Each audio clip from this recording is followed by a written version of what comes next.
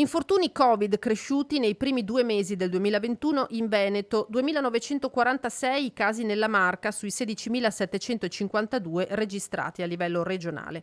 I dati sono emersi dal monitoraggio sull'andamento e la diffusione del virus nei luoghi di lavoro del Comitato Consultivo Provinciale dell'INAIL di Treviso, un incremento consistente che mette in allarme i sindacati. Sono 2100 le donne e 820 gli uomini e il dato più alto l'abbiamo avuto 1280 casi tra le donne tra i 50 e i 64 anni.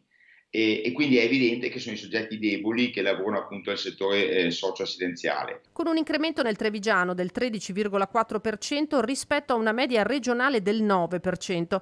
La notizia buona è che da marzo si sta già notando un rallentamento, segno che i vaccini nelle strutture sanitarie e nelle RSA stanno iniziando a dare l'effetto sperato. Ma dobbiamo cercare di tenere alta la guardia perché è evidente che finché non avremo una copertura vaccinale seria, il problema continuerà a porsi. Chi contrae il Covid sul posto di lavoro ha speciali tutele, ricorda Talmi, che fa sapere inoltre che ancora non si sono verificati casi di lavoratori che si siano contagiati dopo aver rifiutato la vaccinazione. In quel caso la CGIL come si schiererebbe? Noi stiamo dalla parte del fatto che le persone devono vaccinarsi, specie se non vaccinandoti metti a rischio non solo te stesso ma anche altre persone. Però deve esserci una norma di legge alle spalle, oppure una norma che obblighi tutti i cittadini distintamente a vaccinarsi.